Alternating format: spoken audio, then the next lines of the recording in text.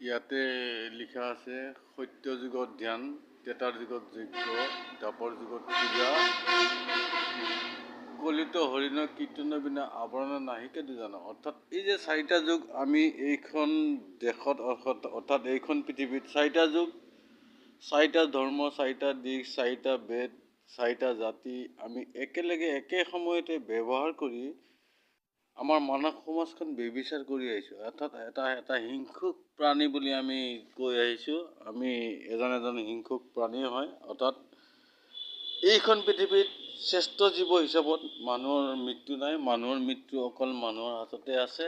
সেইকাৰণে এখন ধৰ্মযুদ্ধ আজি ত্ৰেতাৰ যুগৰ পৰা আজিলৈ কলিৰ শেষলৈকে চলি আহিছে। এতিয়া মই হয় দৈৱ শক্তি, অৰ্থাৎ কল্কি অৱতাৰ, কৃষ্ণৰ দ্বিতীয় ৰূপ অৰ্জুন হয়।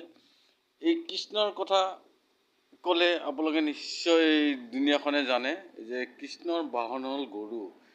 এই গৰু আমাৰ হিন্দু সমাজে ভাৰতবৰ্ষক ভগৱান হিচাপে পূজা কৰে আৰু একাংশ মানৱ সমাজে ইয়াক কাটি ভক্ষণ কৰি ৰাক্ষসী ভোজন খাই আহিছে। এতিয়া কথা হ'ল ৰাক্ষসী যাহাৰ ভোজন কৃষ্ণই তাৰ প্ৰিয় বতন। অৰ্থাৎ মই কৃষ্ণৰ দ্বিতীয় ৰূপ হয়। এতিয়া সাৱধান পৃথিৱীৰ মানৱ সমাজ, যিবোৰ মানুহে ৰাক্ষসী ভোজন কৰি আহিছে সেইবোৰ মানে এইখন পৃথিৱী ত্যাগ কৰিবলৈ ৰেডি হওক।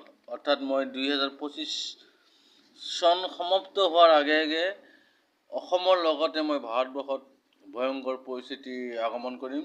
কাৰণ মই প্ৰকৃতিৰ লগত যুদ্ধ কৰিব লাগিব। পৃথিৱীৰ মানৱ সমাজে মই ঐশ্বৰ্য শক্তি ব্যৱহাৰ কৰিছোঁ, অৰ্থাৎ মোৰ দৈৱ শক্তি।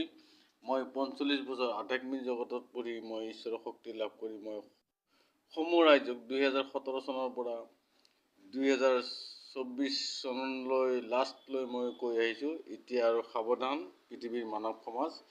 এতিয়া হয় প্ৰকৃতিৰ লগত যুদ্ধ, নহয় পৃথিৱীৰ মানৱ সমাজে আহি ৰজা মহাৰজাই মোৰ লগত কথা আৰু সমস্যাৰ সমাধান কি লাগে সেই বিষয়ে মই সত্যযুগ আৰম্ভ এখন পুথি লিখি ৰেডি কৰিছোঁ। এতিয়া মই অসমত 2-এখনকৈ দি আহিছোঁ।